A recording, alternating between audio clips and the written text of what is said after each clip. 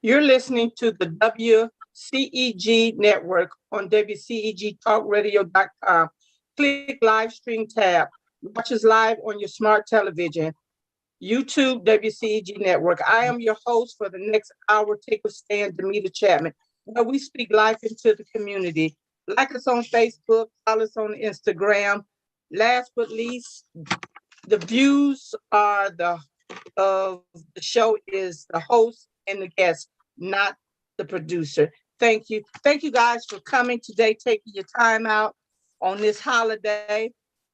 Thank all you Miss Glaize, Miss Miller, the other two guests will be popping in when they get in. Uh, but thank you. Thank you for running for the House of Representatives of the state of Georgia. I'm looking forward to working with you guys.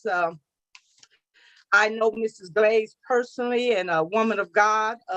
I've been doing a little research on Miss Miller, and I believe with all life in me that we're gonna have some powerful women now under the Georgia dome. I'm not excluding the men now, but I'm just talking about these two women right now that God has put on the path of the represented House of Representatives. First, let me go with Miss Miller. Tell me a little bit about yourself.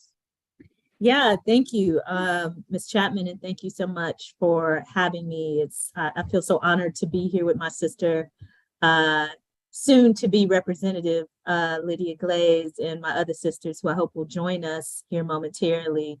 It's just an honor and a privilege to be sitting on a panel with her and with them when they arrive. I would say that, my day job is as an attorney. It's usually how I start with people. I have been practicing law, gosh, for more years than I care to count.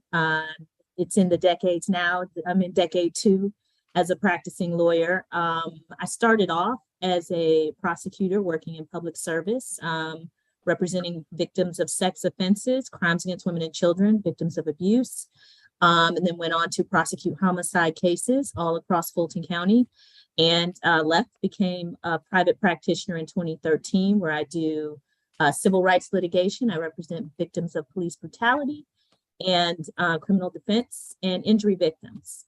So that's sort of the general of what I do. I'm a mom. I have a daughter who is 26. She also lives in the Metro Atlanta area.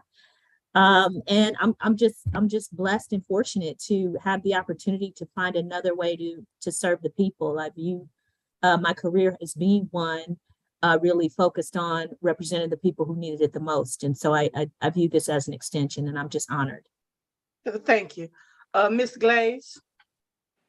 Well, again, I'm honored to be in the midst of such women who are women, I call them power brokers, and yet they're humble and their focus is outward and not inward. So to be in the class of women who do this great work and connect community engagement and the power of people making sure that their needs get lifted up in government and community. WCEG, thank you, Penny Rogers. Thank you for this great host, Damita Chatman. I hail from the city of Fairburn, where I've lived and resided for the last 33 years. I've been in the state of Georgia for 40 years. I'm originally from New Jersey, where I went to undergrad and graduate school at Seton Hall University, and moved here to take my first job as an auditor with IRS for pension plans. So in 1982, all the pension plans were called in. We had new federal law. We had too many hands in the basket stealing folks' pension, and the federal government came in with laws to make sure that stopped. And I was hired to participate in helping write the regs and then to audit those pension plans. After I met and married my husband, Melvin Glaize, of 38 years, I actually moved into education. And so I've served in that capacity. I'm now retired. After I retired, I served in our local government as an elected official in the city of Fairburn, where I served as Mayor Pro Tem and served on many national committees. After that, I've spent the last 4 years working with a great organization. It's our top philanthropy organization in the state of Georgia, and I would say in the Western world, and that is our great organization, United Way of Greater Atlanta, where I've had the pleasure of being the labor liaison, community engagement, and managing our emergency relief program. And so with those things as a part of the honor that I've had to serve my folks in this region, and then over the last 4 years in 28 counties, I felt like it was a call on my life to continue this work in policy as a legislator. And after the decennial and the new lines were drawn, I sensed that call and I answered and said, I will go. And I will speak for those whose voices have been muted or those voices who have never been heard, because we need a voice for the people, and the working people now have a chance to have those voices. So I'm honored to be with attorney Tanya Miller, who before I met her, I was on a journey. I've got to meet this woman because her reputation preceded her, and I knew she was somebody that I could learn from, that I could walk with, and that I could support while she was running. And now she's already elect. So congratulations, Tanya. We are so proud of you. Thank you. I love it. Thank you. Thank you. Thank you, Lydia. Thank you, Ms. Glaize. Tish, unmute for me, please. And if you can kind of fix your light so we can see your face and tell me, there you go. Tell me a little bit about yourself. Great to be here. Thank you so much for giving me this opportunity. My name is Tish Naghise, and I'm running to represent House District 68, which was redrawn from House District 64. That comprises the city of South Fulton, Union City College Park, and Fairburn, Tyrone, Peachtree City, and Northwest Fayetteville.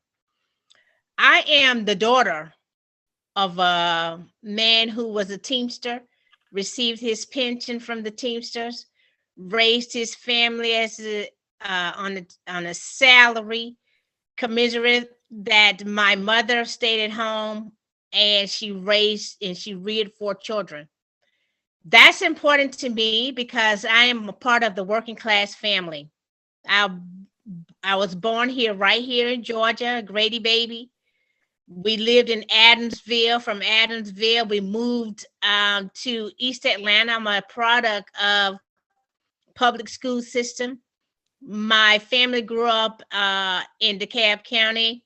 And when I got married, we moved to College Park. And I'm currently residing here in Fayette County, but we still have ties to College Park. We want to be able to utilize wealth in our family. So we do have a property in College Park, which is important because the area that I serve, I want to be able to be there and ready on day one. And how am I going to do that? I'm going to be in constituent services, making sure that the people I serve is going to know who Tish Naghise is. Okay. So what was I doing before I decided I want to get this run to be your representative? I have always been an environmentalist. I'm currently in that position now. I work for Georgia Conservation Voters as their engagement organizer. An engagement organizer meaning that I want to be able to go into our communities of color to ensure that they know sustainability and what that means, how I can help and assist them when there is a problem with in their communities. There's maybe something regarding, like in South Fulton, they have a landfill problem. That's something that I'm interested in doing. Also, I'm the first African-American woman to serve as the chair of Climate Reality Project. That's Vice President, won the Nobel Peace Prize for his Climate Reality Project, and it's happening. Climate reality is happening all over the globe and the world. And I want to be able to set a stage for the African American community so that we'll know that climate happens all over the country and in the world. And now in my district, I want to be sure that we have the infrastructure for what is the climate is changing. The climate is so awful that we don't have an opportunity to, our infrastructure may not be able to sustain the climate that we're in. So we want to make sure that our communities, whether it is in the state of Georgia, is ready and prepared for the climate that is currently changing. So Okay. I want to just say to my voters and constituents out there, I just want you to have faith in me that I will do the right things. I'll be transparent and I'll be your advocate. Okay. Thank you so much. Thank you guys for coming. We're gonna have a little fun, but I'm gonna start off with Miss Miller. Tell me, when you go under the gold dome, what are you gonna bring to the table to help them? And let me say this. Right now we have 130 plus representatives that's running in the state of Georgia. And so I know social media, I read something today and it kind of made me bite my tongue, saying that it's only going to be 2 to get across the finish line. Well, I beg the difference. I dropped the candidate slate on the 17th of September, and I had 135 on that slate. And I'm looking to get 90% or more. And the unique thing about this, let me tell you the unique thing about this slate, and I don't know if you guys paid attention or even look at it. I've never seen so many Afro-American people of color and minorities running for on a slate. Never. It was amazing when I went from the borders of Alabama to Georgia. It was amazing. Tell me what you're gonna do. What you gonna bring to the table coming to that under that Georgia dome? Yeah, no, thank you for that question. And what I think I bring, obviously, is my unique experience. I am a very experienced trial lawyer who has been on the front lines of our criminal justice system for 2 decades. I have the kind of depth and breadth of experience working with criminal justice reform and understanding what works in our system and what doesn't, understanding how it impacts our communities. And I can speak to that, not academically, but based on my experience. That is an issue that's very important to me, criminal justice reform, and what I characterize as community-based public safety. You heard me describe that part of my career right now is representing people who are the victims of police brutality. I believe strongly that police accountability is a part of criminal justice reform. And I think those issues need an intelligent voice, a voice who understands, who's not a rebel-rousing voice, although I think there is a place for that in the discourse about police violence, but a person who has seen these issues from both sides and who can speak to them with a certain amount of credibility. And in addition to that, I'm just kind of a fighter. That's what I've always done. I've spent my entire career using my voice to fight for the people who need it the most. I fully expect to bring that same level of advocacy, of persuasion, and experience to the legislature. And the last thing I'll say is, obviously right now, at least, and we hope that changes in November, but right now Democrats are in the minority. We are the minority party. And so much of what we do is either trying to stop the bad laws, weed out some of the worst parts of what Republicans are doing, and I guess trying to make a way using diplomacy and working collectively to put forth legislation that we believe in affirmatively, which is a challenge. It's a real one. It's not a popular one to talk about, but it is absolutely real. And I will tell you that I am a team player.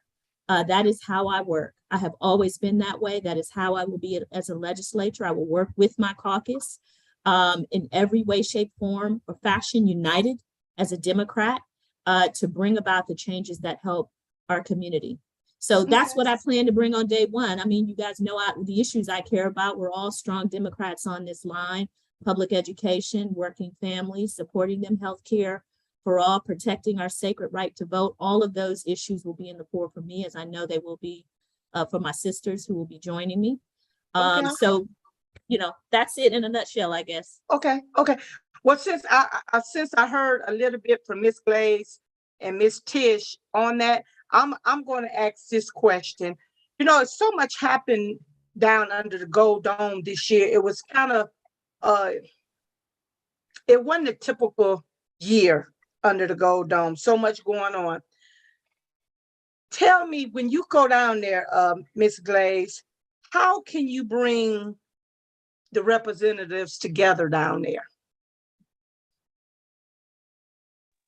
Well, I'm so glad you asked that because that's one of the things that I bring is a proven legislator who has the ability to work with those who want to have common sense legislation that affect people's lives, where their lives are not just surviving, but that they are thriving.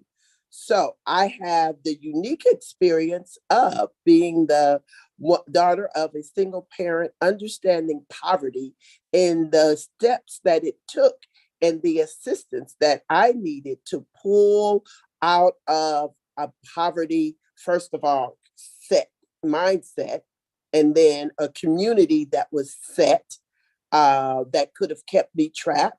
And then an educational system that had a bridge to the marketplace that gave me the opportunity to have a career and to build a middle-class family and give my children all the opportunities that I had, plus. And so when I go to the Gold Dome, I am absolutely looking for legislation like legislation was passed this year when we expanded Medicaid to include 1 year medical care for the mother who's just had a baby. Previously in Georgia, a mom could have a baby, and as we know, it takes a full year for a woman's body to actually heal and go back to normal after having a child. But if she just happened to be poor, which most of the women who are Black and brown having babies in this state and on Medicaid are Black and brown, those women were not able to continue to have medical care after their child or children were born. And so that was common sense legislation. That was across the aisle. That was a supermajority that voted that in. I believe good legislation that helps Georgians around this state is we're going to have a better opportunity to work with those who are in the Republicans or independents. And I've done that in my own neighborhood. When I moved here, it was a red neighborhood. And I can tell you that some of those same people who are still red supported my campaign. Why? They had the pleasure and the opportunity to work with me. And when you build community together, you build respect. And that's what I take down to the Gold Dome. First of all, I'm going to take respect. And then I'm going to look to reach out my arm and my hand to work for Georgians.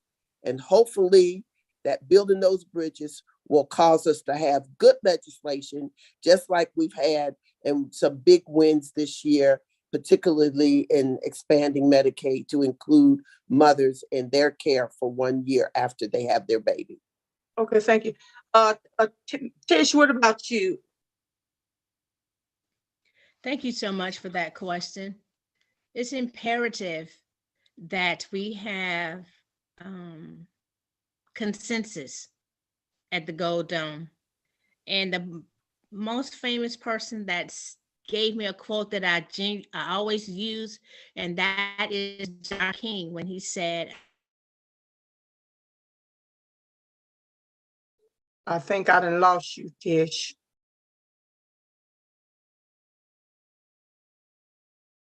We lost Tish audio. We'll come back to her. Okay, there you go. Tish, you back. Thank you. oh, as a leader, I will bring consensus to the Dome where I will be not only representing my district, but I will be voting in the best interests of Georgians. I will always have a town hall meeting to determine what is necessary in a particular part of, not everyone in Georgia are the same. They're diverse. So I will bring that consensus that I have in bringing and molding people and leaders together. Not only was I am currently the engagement organizer, but prior to that, I worked up under Fair Count, where underserved communities were being undercounted. My county was Fulton County, the metropolitan area.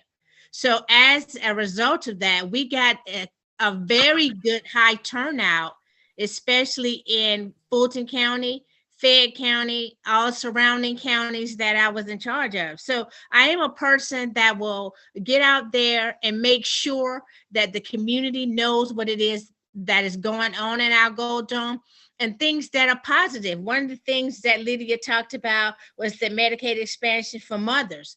That is something that was very good for our community. But another thing that I want to work on is protecting our teachers and their rights to be able to go and teach the class without being afraid that they're going to be terminated based upon what they believe somebody has said that they were teaching incorrectly. We need to uplift our educators because Absolutely. the salaries that they are being paid now, as I understand, it is worse than Mississippi, the state of Mississippi. Nothing against the state of Mississippi, but in this state that we are in Georgia, we need to have a rate of pay for provider. I mean, not for provider, but for our educators, who is comparable to a person that is welding, that's making the same amount of money or even more money. They're now educators that are going to be teaching our children to go forward in the future. They need to have a livable wage. And when I say that, it's because when we think about school marms, as they were called in old.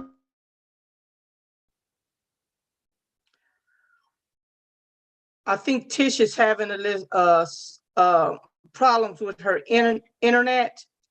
Tish, I'm gonna cut you off there so you can kind of speak to that. Enough. Okay, thank you, Tish. And so let me ask you, this is one of the hot topics right now, and sometimes people don't understand. They think that on the local level, they should have something to do that, handle this situation. The closing of these hospitals, that's not under the local level, that's under the state and the federal. So tell me, and what I want you guys to do is give me quick answers so we can kind of get everybody in there. We got about 30 minutes, and I got a lot of stuff that I want to help you guys, on your journey. Tell me about these hospitals, especially closing down in the Black communities right now. So it's some miscommunications out there about these hospitals. Who's responsible? Who's not responsible? Tell me, Lydia, because you worked as a councilwoman. Give me a little bit on that closing of the hospitals. So I'm so glad you asked that question. That is 911 in our communities. As we get ready this Thursday for a second hospital closing within 20 minutes of South Fulton. So the county level is where the actual dollars are for helping us save and keep hospitals open, just as we did years back with Grady. Now, how the federal government plays in this in the state is that our state has not had expanded Medicaid for over 20 years. So you have poor people using emergency rooms for what we would call our normal standard care.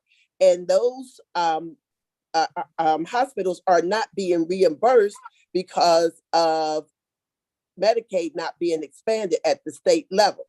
The federal level has the money and will pay the states. But if the states does not expand Medicaid, then we have continually over 700,000 people in Georgia who could get Medicaid and those bills be paid if the state were to expand. So I think it's a problem that has reverberated starting at the state by not allowing Medicaid to be expanded. However, I do believe that the answers are at the county level, at the state level, and at the federal level, just causing us that money to trickle down into our state and into the hospitals that need that money to keep our care of our average citizens, our working class citizens, there and open every day. So again, it is all of our responsibility. And then I believe there's some private responsibility. So public-private partnerships are what we have to do next, but we've got to get Medicaid expanded to get all the federal dollars down through the state, through the county, and over to our hospitals. So I don't want you guys to say this. I'm going to say it because y'all got to get elected and y'all got to get over to the Georgia Dome. So let me say this. So right now, what I'm hearing, we need to hold Governor Kemp accountable. We need to hold our Fulton County commissioners, and that's starting with my friend Commissioner Rob Pitts, accountable of these hospitals being closed down in our neighborhoods. You ain't got to agree, just I know you're going to agree, because what I'm hearing from the community is, why is the hospitals just closing in the Black communities? I'm not from Georgia, so I don't know what happened back here 60 years ago under the hospital that's closing down in November, Atlanta. But I've heard great things about that. And what bothered me on that hospital closing is that hospital in Grady is the only trauma hospital near. So if we have somebody that's been in a terrible accident and need trauma, if they can't get in Grady, they would have to go down to Macon. I think, if I'm correct me if I'm wrong. If I'm correct, you guys, they have to go to Macon, correct? So what I'm thinking is, why in the world would you close down a trauma hospital? I'm gonna call it like I see it. They closing that hospital down in that area because they know that gentrification is high, and they gonna move all them people of color out of that area and shut down that hospital. And I say probably next year this time I'm gonna see a big old high rise of condominiums and luxuries to cater to the other side. Well, I think that's wrong. I think we need to hold Governor Kemp accountable, and he's running for election, and he needs to answer those questions. Why didn't you expand Medicare, and all of that? We need to hold Fulton County Commissioner Board, because they got the money, and they could have done something. And so I hear that it's another hospital that's going to close down, and I think that's over there at Wellstar off of Camp Creek. And so for me, I don't know about you guys. I know you guys all represent. I have a problem with that, because now all of them is closing down in the Black neighborhoods. So where do these people go now to get care? Miller, tell me what you think about that, the hospitals closing down. Well, I think my sister Lydia did a professorial job of really talking about the interplay between the different municipalities and where the blame lies. Certainly, I think it lies squarely on the shoulders of Republicans who have been in control of the state for a long time and who have refused repeatedly to expand Medicaid. We know that with WellStar Atlanta, the lion's share of the folks going to get care there are uninsured and they're poor. And WellStar was a nonprofit hospital who had been running at a deficit for a long time. I think WellStar also should shoulder some of the blame, not only because they sort of closed this hospital so abruptly without any dialogue with the community, but they were touting to their investors how well they were doing financially, all the while they're hemorrhaging, and all the while not telling the community that this hospital is on the verge of closing. Look, the reason why the state has refused to take federal money geared at keeping people healthy and keeping people alive is because Obama's name has been attached to it. It has been Obamacare, and they have vowed from 2009 forward that Obamacare would be a failure. And what Republicans have done successfully is politically attack healthcare. They have made healthcare a political issue, and Black and brown and poor people have borne the brunt of it. That's my 30 seconds. We could do a whole show on healthcare, but I will give my sister Tish an opportunity to all right, Tish, tell me what you think. Both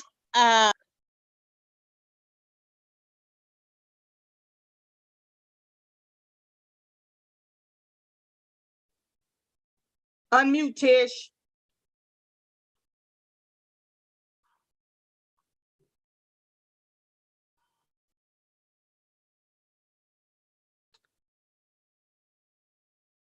Okay, Tish, I'm gonna come back with you because Tish is on mute. Let me ask you a question. Tell right me, there at the intersection. you can start, Tish, because you was on mute. There were things, you were right, Ms. Chapman, when you said that they are looking at that property at WellStar.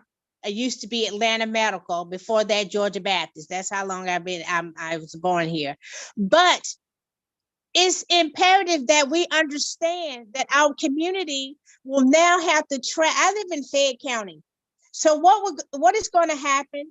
We're going to see an influx of people coming south of Atlanta, going to Coweta County, going to all of these places to have regular medical care. And if you are a person that does not have any type of health insurance, even Obamacare, as it is it's called, you're still going to suffer because you're going to now have to go to different areas that have a room full of people but has emergency care, and those are things that could have been avoided. And it is just like what Tanya Miller said.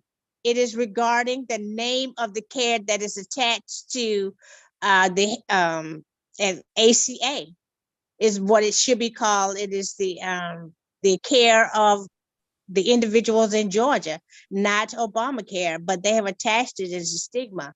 The thing about that, though, is that states like Kentucky, where they didn't associate it with Obamacare, they do have Medicaid expansion, because the people there knew that they wanted to have these funds coming into their community to care for their residents, whereas in Georgia, it was stigmatized to be associated with Obamacare and not the Affordable Care Act, as it should be called, because it should be an Affordable Care Act to help all of the state of Georgia to have the opportunity to have healthcare that is affordable, that is in their communities, and so that their lives can be saved. So what is that saying to us if we have to go 20 miles to even get to an OBGYN physician? Because the people that were at WellStar, they took care of women that were pregnant. Physicians can go there and they can see their patients there. You had people that would have diabetes. They were going to the WellStar on Boulevard. All of these things now, if people are going to have to change and uproot their lives to find a place where they can go and get the care that they need as a right. because Yeah. I do believe it should be a right that you have health care, affordable health care, and that you are able to have care so that you cannot go into emergency situations. Right, Tish, I hate to be rude, and I don't like to be, but I'm gonna cut you off so we can get the rest of the panels, because I want to get some more questions in. And if you guys can kind of keep it, I know you're running a race, but we just on a short time, and we can just, hit and miss. Let me ask you a question. I know that you guys, when you go under the Go Dome, you're going to be part of the Black Caucus, the Black Caucus of South Fulton. I think I'm correct. And one of the issues that you're dealing with is the city charter of the city of South Fulton. And this is a yes or no. If it have to be changes to that charter, would you do the change in the best interest of the city and not politics? Miller, yes or no? Yes. Thank you. Glaize, yes or no? Yes. Tish, yes or no? Yes, and I'm always going to be looking out for the people of South Fulton. Thank you. Thank you. Okay, let me ask you a question. The next question. Sometimes people get the representatives when you're down there. Just tell me what are some of your roles, and give that you're going to be taking. Give me 1 minute, and I'm going to go with Tish. 1 minute. What would be your role down under the Gold Dome? Oh, I'm unmuted. Legislate laws. As a legislator, my first and foremost duty is to care for my constituents in the district that I serve, but not only that, for the benefit of the state of Georgia. And these will be laws that are sensible.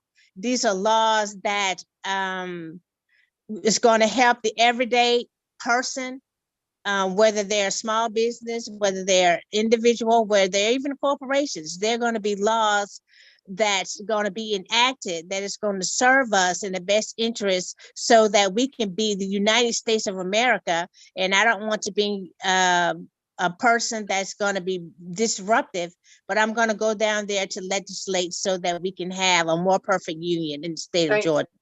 Thank you. Ms. Glaize.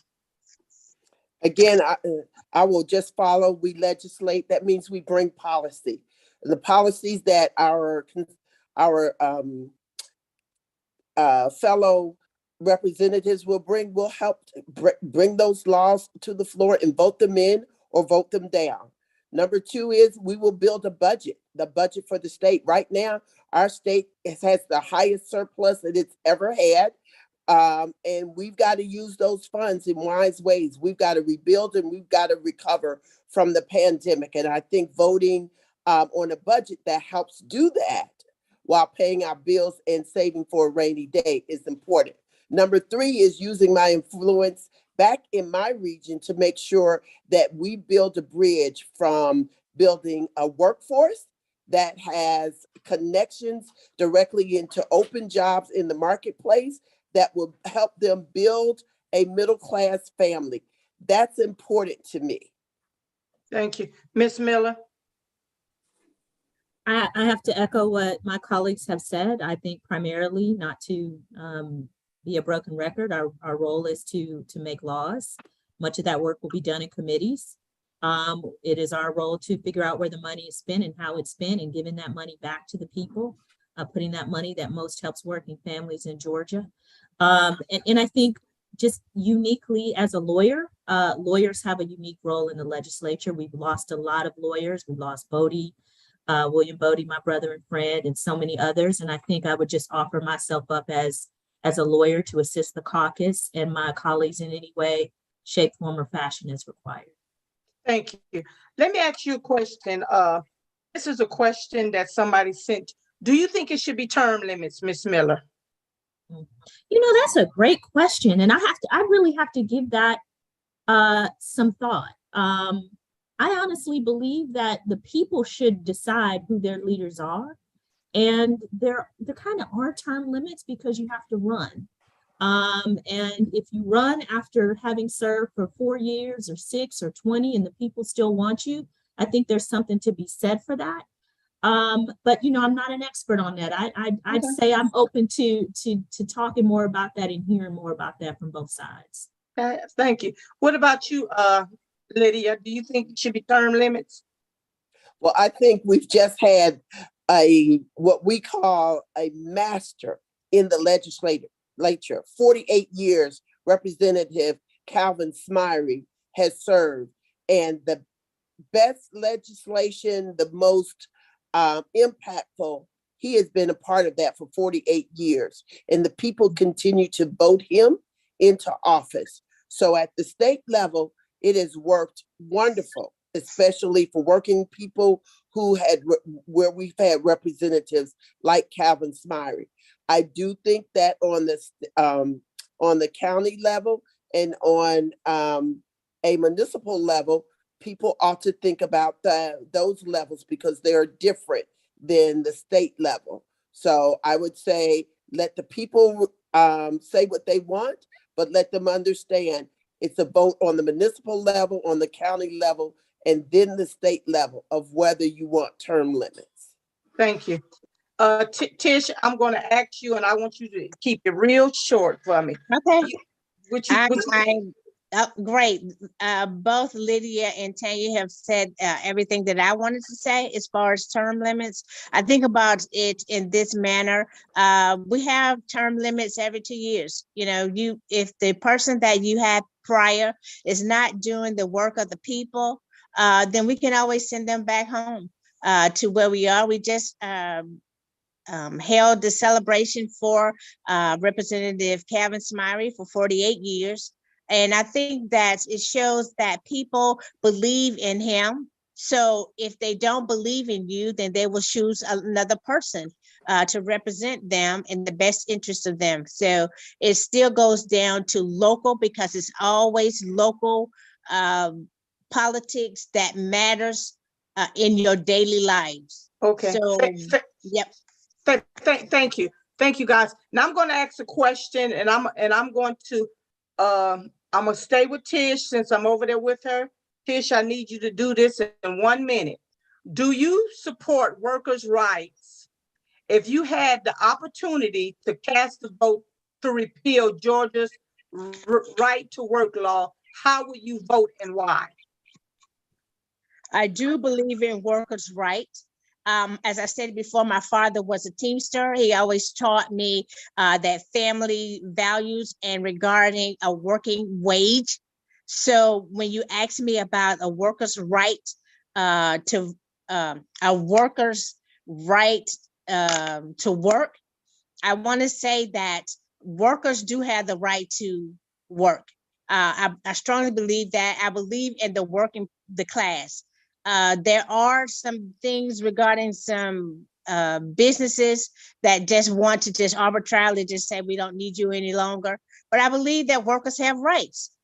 They need to be able to have the family wages not taken from them in an arbitrarily manner. Okay. So I do believe that workers have rights as it relates to working. Thank you. Thank you. What about you, Lydia? I absolutely believe that there is a fine balance between profits and people. And so workers' rights need to be lifted up in this state. We hope that there was going to be some federal legislation that did that. It did not get voted up. So we believe in unions being able to organize and to be able to unionize their folks and bargain. Collective bargain for what they make, what their benefits will be, and that they can have a pension. So I absolutely believe that the workers should be represented even the more in this state, and they should have the right to organize and unionize. Thank you. What about you, Tanya? Same. I grew up in a union town. I'm from Cleveland, Ohio. Just about everybody in my family is in a union. My brother's a Teamster. My mother was UAW. So I am pro unions. I do believe that, like my sister Lydia said, that we have the ability and the talent and the ingenuity to be a state that takes care of its workers, but also welcomes business. I also, being from Cleveland, I know what a town looks like, the Rust Belt, when businesses evaporate, when there aren't any jobs anymore. So I definitely am pro strengthening the working man and woman's ability to bargain for themselves collectively. And I think businesses need to respect that. But we also want to make sure that Georgia has jobs and that it is a place where everybody can thrive. Thank you, thank you. The next question, and I'm gonna start with you, Ms. Miller. What type of legislation would you propose to support small business in urban areas? That's a good question. Well, one of the things I think, and maybe it's legislation, but maybe it's how we spend the money, is putting aside funds. I think as a small business owner, one of the things that my partner and I struggled with when we were starting our own practice, our own law firm, which is a business, is not being capitalized. So I think most Black businesses are undercapitalized from the beginning. So we need to make sure that Black business owners have access to capital. So we need capital set aside that is not so unreachable that if you don't have the credit, you can't get it. So that it gives folks kind of like an FHA situation where it gives people the opportunity to have subsidized backing for their businesses. So I believe in that. I also believe that we need to do more tax credits at the state level for small businesses. So I think so. Okay, sorry, I'm a chat. Oh, you're fine. Cut me off, Ms. Damita. But yeah, that's what I would say. I would say set aside funds and also tax credits for small business. Thank you. What about you, Lydia? I absolutely agree that the state has a responsibility to help small businesses recover, number one. And especially small businesses that are minority led, that did not get to take advantage of the PPP loans for whatever reasons. And we've got to now become engineers on how to help those businesses move away from standing on one leg back to three legs. And that comes with less stringent borrowing opportunities, grant opportunities, and then they have to be able to thrive in our state programs so that they get contracts. Right now, we are only getting 1% of DOT contracts in the state of Georgia. That's minorities, Blacks, Browns, women, 1%. I'm telling you, that's egregious, and that has to change. So we have to have some programs, as we did in the 60s, that I set aside contracts for minority-owned and women-owned businesses and help us compete to get those smaller contracts so that we can do the work of Georgia and are part of this whole economic cycle. Thank you. Tish? Thank you so much. And Lydia, I wrote that down. Only the state of Georgia is 48% minority, and we only receive 1% of the contracts as it relates to government. So I believe, and someone said it this morning, and I'll say what they said, is the breakdown of the contracts needs to be broken up so that the smaller businesses can have an opportunity to thrive. They need to have the capital, as Tanya Miller said, so that they can strive and be successful. They need to have the backing of the local communities in our government on the local level as well, so that we can all strive in this state of Georgia, wherever they may lie, in these small businesses. I'm a small business owner as well, and we're doing well, but it was difficult in the beginning. And as a legislator, I do not want it to be as cumbersome as it has been for me over the years, because I believe that I will bring up the ladder and have people to climb up. So whatever I've learned and done, I want to make sure that the people that comes behind me as small businesses don't have those stigma or the things hindering them from being successful. So as a legislator, I'll do all the things that Lydia and Tanya said regarding legislating and making sure that we break down those controls over contracts so that it is more sustainable. We have money in our coffers. So I'm finna cut you off. I'm No problem. thank you. I'm gonna cut you. I'm gonna cut you off because I got a question here. And I'm gonna start with you, Tish, and I want you to give me in 30 seconds what you gonna do. What is the most pressing issue facing the district, and what will you do to address it in your district? In my district, there's a disconnect when it comes to, I have two counties. One is Fayette County and one is Fulton County. And I can see the disparity. That's not something that I'm looking to continue to have to do that. I think that in the state of Georgia, we all need to have the common themes: healthcare, education for our children. And I want to ensure that you have access to representation in your community. Not that we don't have it right now, we do. But I want to ensure that when someone comes to me from Fulton County, I am there for them. When somebody comes to me from Fayette County, they're going to have access to me. I'm going to be available. And I want to ensure that they have the same rights and the same education, the same small businesses that everyone else have in the state of Georgia. So that's what I want to say to you, House District 68. Please look to vote for me beginning on the 17th and vote for me on November the 8th to be your representative, so I can be the representative that you want in your community. Thank you. Thank you. I'm gonna give Lydia that same question. Well, education for me on the Fulton County side, because I have Fulton and Coweta, I believe that if we help our students with the learning loss and put a bridge and connect careers to our marketplace opportunities through apprenticeship programs and licensing program, so that we get the skilled workers in Georgia that we need in the new markets.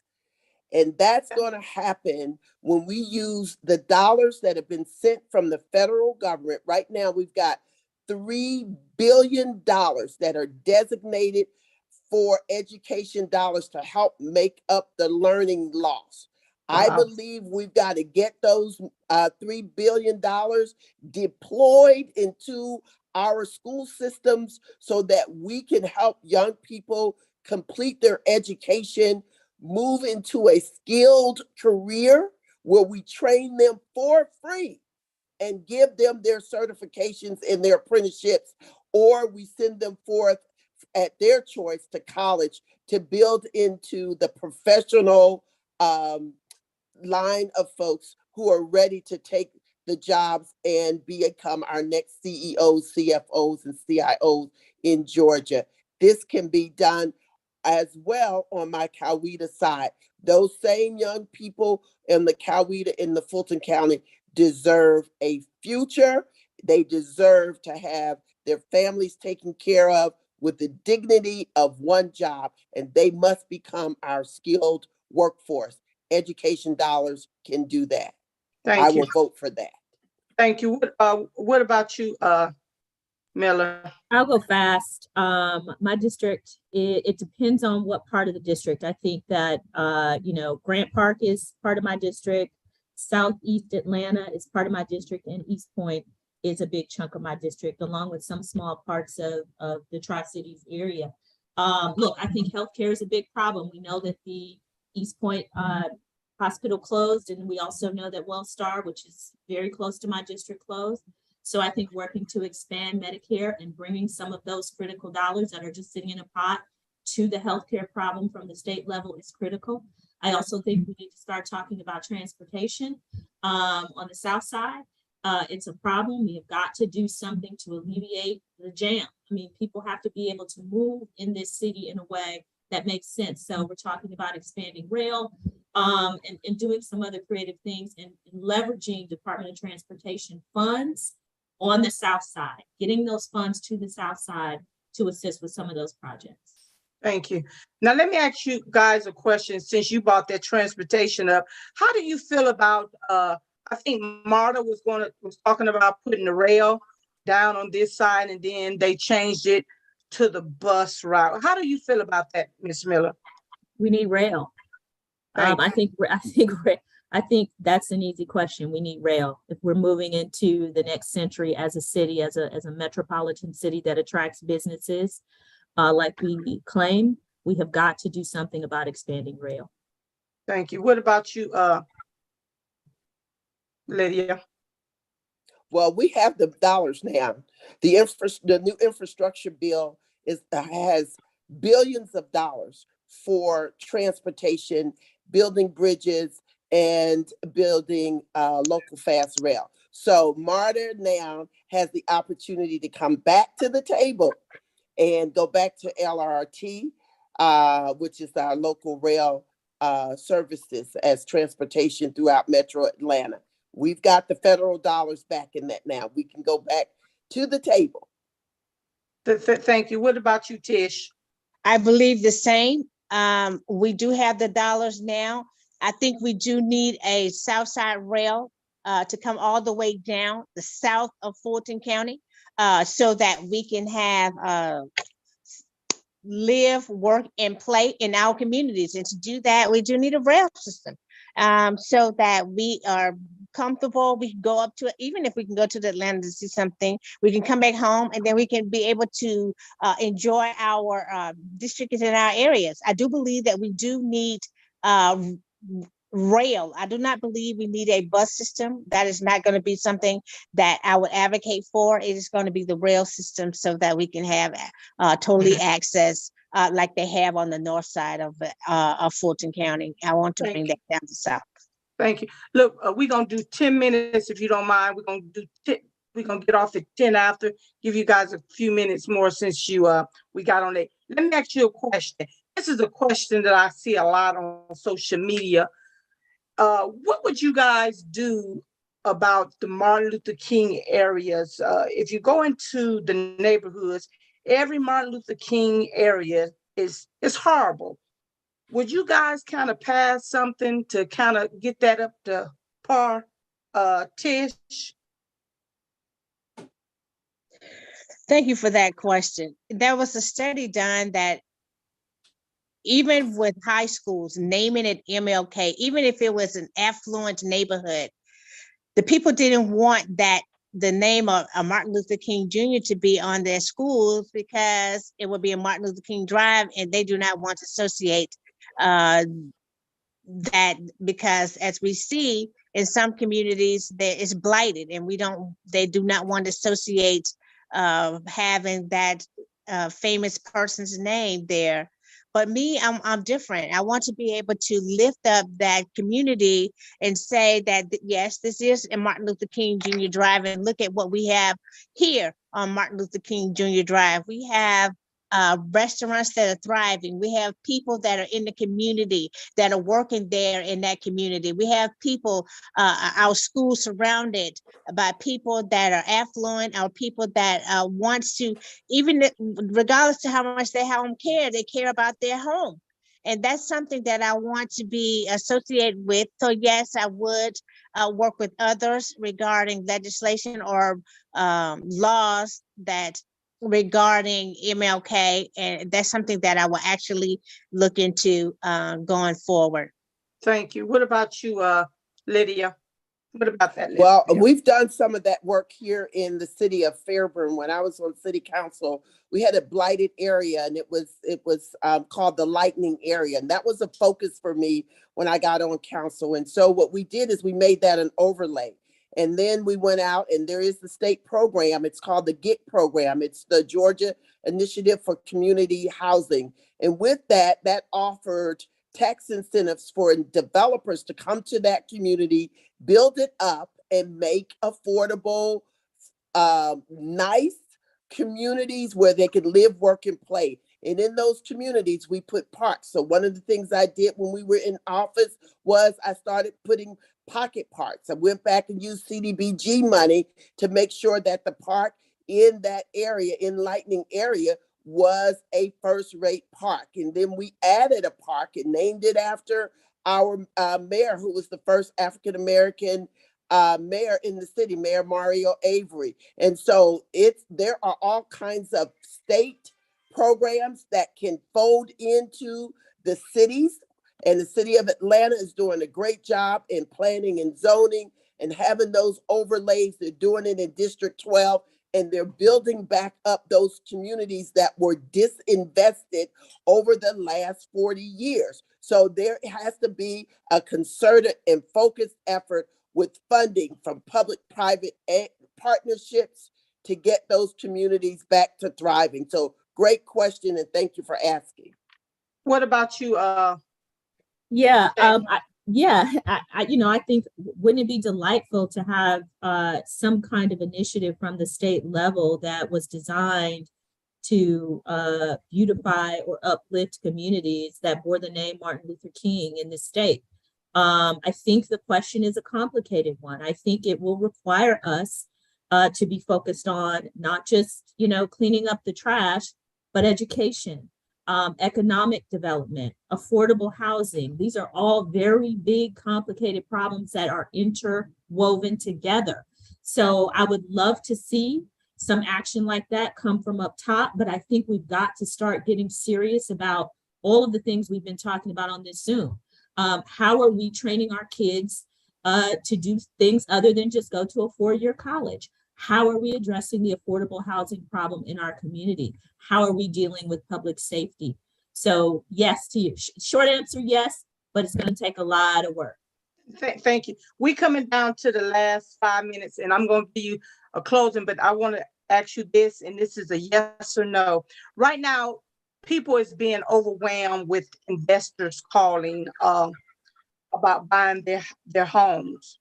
Would you guys support, if it came to the table, putting some kind of ordinance or to stop that the investors harassing and the gentrification? That's a yes or no. Tanya? Yes. Thank you. Lydia? Absolutely. Tish? Absolutely. Thank you. I'm gonna give you Tish, and I want you to do it in 30 seconds. I'm gonna give you your closing. Close out, Tish, and say your website and put it in your chat. Tish? So great to be here. You can reach me at TISH4Georgia, the whole word Georgia.com.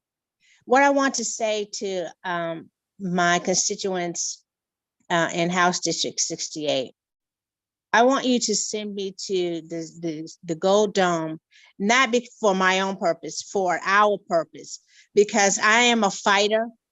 I will always do what is right for my community. I will always be transparent.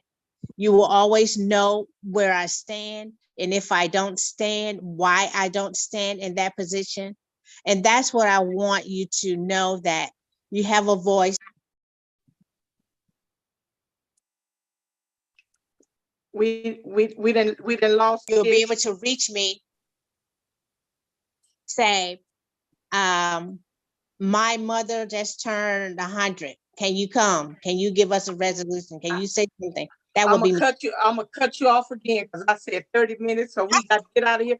But I want to thank Tish, because Tish is falling behind a wonderful representative that was in that seat, and that's Derek Jackson. So I'm going to tell you now, you're going to have some tough shoes to fill, and I'm looking forward to working with you, just like I work with him. And so thank you. I'm going to go with Lydia. Well, again, I'm honored to be the Democratic nominee for District 67, which is inclusive of the majority of Union City, Fairburn, all of Palmetto, and parts of Coweta County, District 4 in the city of South Fulton. I am a proven legislator. I work from compassion, but I also work from solutions that are sustainable. Inside of my urban sustainability fellowship that I did in Germany in 2016, I have brought forth lots of opportunities for us to grow in the city of Fairburn, and I would like to continue to do that work at the state level. Vote early, vote up and down the ticket, starting with Senator Warnock, and let's get this work done. And it's called Transforming the Working Class into the Class that Everybody Counts. Thank you. All right, I'm gonna give it to the lawyer, the last one.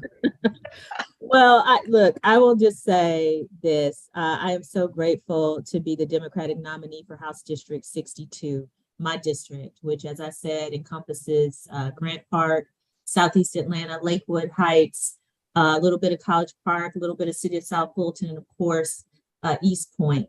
I have been told, and a wise man once said, there is no point like East Point. And I am honored and privileged to be their chosen representative. Look, what I told the people on the trail is what I will say in closing today. I see you, I am you, and I love you. I am doing this work from my heart. I have always done this work from my heart. I will be a voice for you in the legislature. I promise I will always listen first before I presume to know. And I plan to do all of that important work that we've discussed, making the lives of working families better. I believe communities get better from the bottom up, not the top down. And I look forward to being a partner in that with the folks in my district. Thank you. Well, I'm gonna give you some important dates. Early voting start October the 17th through the 29th. The last day to register is October 11th. Election day is November the 8th. And I want to thank my guests for coming today. I will tell you, this is not nothing to do with the show producer, but the talk show host. I support every candidate that's sitting in front of me. And I'm going to tell my Democrats, and I'm going to call, if whoever want to cross over to help us, vote from the top of that ticket all the way down to the bottom. You cannot start in the middle and forget the top. Let's go from the top to the bottom, and we can make this happen. Change has got to come. And if you don't think about yourself, think about the generations after us, because I will tell you this, if we don't get this thing right November the 8th, I will never see it in my lifetime. And I don't know if Lydia and none of us will probably never see it in our lifetime again. So come on, let's make this thing happen. Let's put everything aside and let's go vote blue. Again, I am your show host, Damita Chatman. I want to thank you guys for coming today. Great show. Sorry to cut you guys off. I know you're long-winded, but I want to get everybody in. I look forward to working with you. And Tish and you guys, I'll see you out on the campaign trail. Thank you. Have a great day. Thank you. Thank you, Ms. Chatman.